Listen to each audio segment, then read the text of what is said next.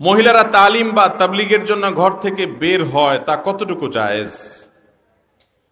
মহিলারা তারাও ইসলামের কথা মানুষকে বলবেন। আল্লাহ তাআলা কোরআনে কারীমে বলেছেন, আল মুমিনুনা ওয়াল মুমিনাত বা'দুহুম আউলিয়াউ বা'দ বা'দুহুম আউলিয়াউ বা'দ ইয়া'মুরুনা বিল মা'রুফ ওয়া ইয়ানহাউনা আনিল মুনকার।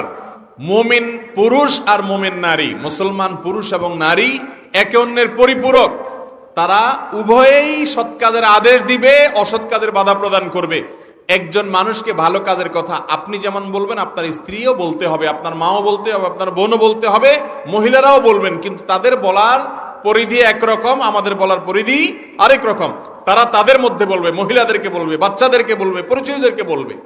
কিন্তু দাওয়াতের কাজের জন্য, ইসলাম প্রচারের জন্য, তালিমের জন্য বাসা থেকে তারা যদি বের হয়ে যান, সেক্ষেত্রে প্রথম শর্ত হলো এত কাছাকাছি যাবেন যে সফরের দূরত্ব হবে না, এবং দ্বিতীয় শর্ত হলো তাদের অভিভাবক, স্বামী হোক বাবা হোক, তাদের অনুমতি সাপেক্ষে যাবেন।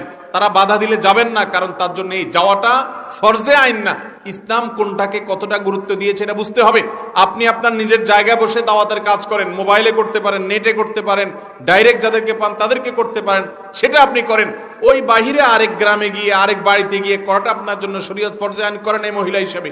আপনি সেটা করতে গিয়ে অভিভাবককে কোনো পাত্তা দিচ্ছেন না, কথা শুনছেন না, তাহলে আপনি এটা ইসলামের অনুসরণ করছেন না, আপনার নফস এবং প্রবৃত্তির অনুসরণ করছেন। অনেক মহিলারা আছে এগুলো বুঝে না।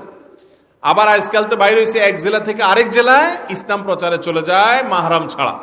মাহরাম ছাড়া হজ করা পর্যন্ত জায়েজ নাই, ওমরা করা পর্যন্ত জায়েজ নাই, সেখানে কিসের ইসলাম প্রচারের জন্য আপনি আরেক এলাকায় চলে যাচ্ছেন? তো এগুলো লক্ষ্য রেখে যদি মহিলারা দাওয়াতের কাজ করেন, তালিমের কাজ করেন, কোনো অসুবিধা নাই।